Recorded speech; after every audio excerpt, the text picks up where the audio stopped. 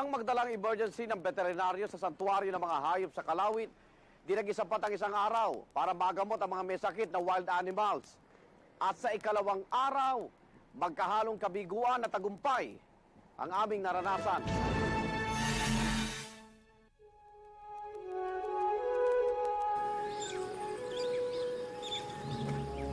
Pagsikat ng araw, pinunta ni Dr. Nielsen Donato ang iba pang giraffe na may sugat. Di pa man nagsisimula, nangyari ang di inaasahan. Mag-isang nadapa ang may sakit na giraffe na si Patoy sa loob ng kural. Critical pala ito para sa mga giraffe. Kung hindi makatatayo, unti-unti siyang manghihina at mamamatay. Hindi natin mawat. Kaya naman kumilos agad ang lahat. Sa pamamagitan ng kahoy, sinubukang tulungang itayo ng mga caretaker si Patoy.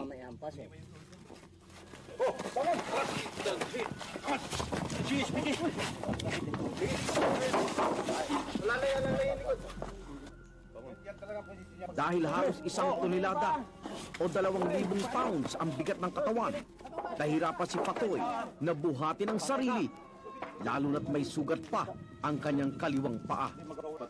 Agad na tinurukan ang natapang giraffe ng dextrose at pampalakas. Ilang ulit sinubukan ni Patoy na tumayo, pero hindi pa rin niya kaya. Balik.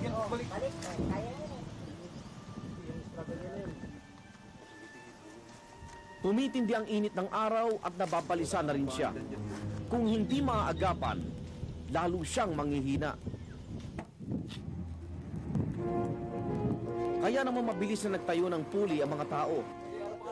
Itinali nila ang katawan ni Patoy para mahila pataas. Pang head support ito eh. So, tuwiliin yung sungay para yung ulo niya hindi mag-sway at tumama. Okay. Pero sa bigat, hindi rin nakaya ng mga tao.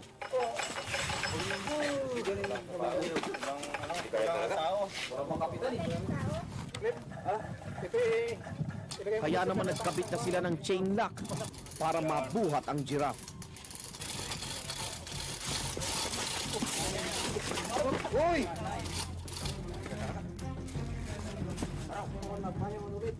Oo, nagkakaroon ng pressure.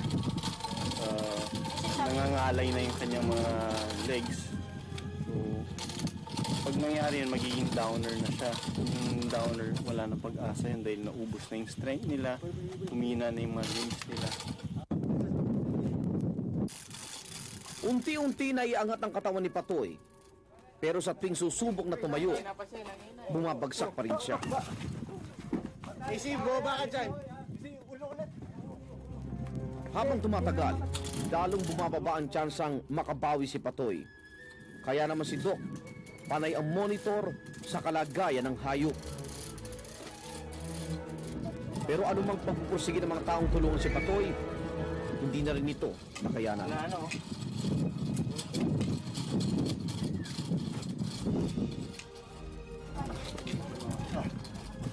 Hindi agad sumuko si Dr. Nielsen. Sinubukan pa niyang sagipin si Patoy.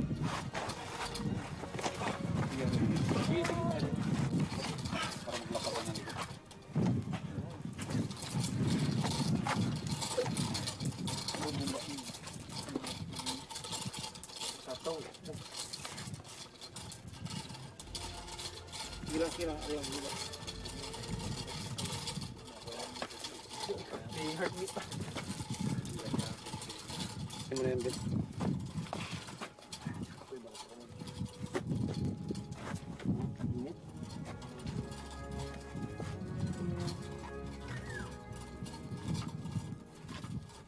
Pero si Patoy na rin ang tuluyan nang sumuko. Nanlumo ang lahat. Pati si Dr. Nielsen, kitang-kita sa mukha ang panghihinayang. That's how it is in wildlife practice. That's why konting-konti lang ang gusto ng ganitong work dahil pag na-frustrate ka, yung halos 1 week, dalan-dala mo yung frustration. Minsan gusto mong sisihin yung sarili mo. Sana hindi mo na ginalaw yun. Sa gitna ng pagdadalamhati, alam ni Dr. Nielsen na may iba pang hayop na naghihintay sa kanya. Dalaman ang bigat sa loob. Ginamit natin yung Pinuntahan niya pa rin ang mga ito. Ang mga Calamian deer ang hayop na pinakamarami sa isla. Ang ilan sa kanila, payat at namumutla. Ayon sa mga caretaker dito, problema sa baga ang karaniwang sakit ng mga ito. Dahil mailap, kailangan muling gumamit ng baril na may balang tranquilizer si Doc. So, pipiliin natin dahil labas yung ribs niya. Kukuha na natin siya ng blood.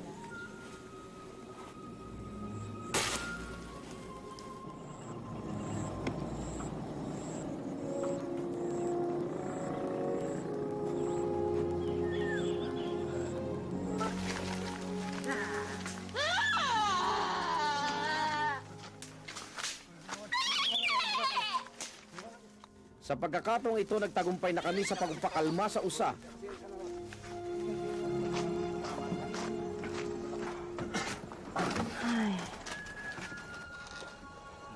Paupo na. Pagkatapos kumuha ng blood sample, tinurukan ni Doc ng pampalakas ng resistensya at pampapurga ang Calamian deer.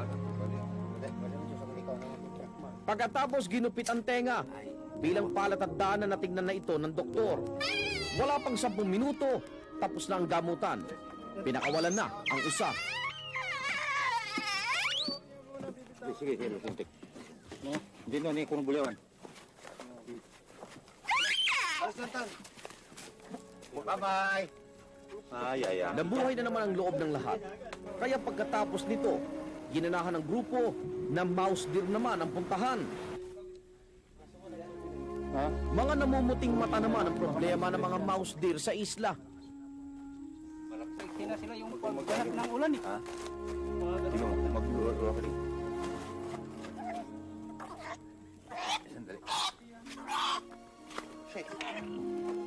O yung mga ants na yun, parati silang nakadefense dun sa area na yun. Ano? Then meron silang rinirelease na toxin. Parang jet yun gumaganon. Tumatama sa mata. Na-ulcerate yung cornea niya. Sila pala yun. Matapos mabigyan ng medikasyon ang mga mouse deer, nakontento na ang grupo. Palubog na ang araw noon. Tapos na ang 2 araw na medical mission. Hindi man naming nasolusyonan ang lahat ng problema ng kalawit sa pagpapanatili sa kalusugan ng mga hayop. Walang hanggang pasasalamat pa rin ang aming natanggap mula sa mga taga Ngayon rito. kayo na magkanta. Sige. Malaking bagay sa amin yun.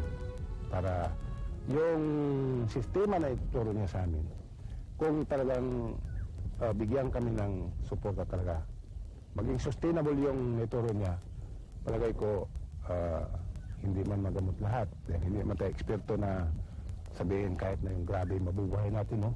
Ibig sabihin, ma-minimize natin yung mga problema na gano'n. Alam naming unang habang pa lang ang aming ginawa para sa mga hayop dito. Marami pang kakulangan ng kalawit at maraming hayop pa ang naghihintay ng suporta at atensyon. Maasa kami hindi kami ang huling tutulong sa santuaryong ito. Sa maikling panahon ng pananatili namin sa kalawit at pagsama kay Dr. Nielsen, naintindihan namin ang buhay ng isang veterinaryo. May masaya at malungkot na kwento. Parang doktor rin sa tao. Hindi na mga gamit at aparato ang nakapagliligtas, kundi ang kagustuhan ng pasyente at ang determinasyon ng doktor na makapagdugtong ng buhay.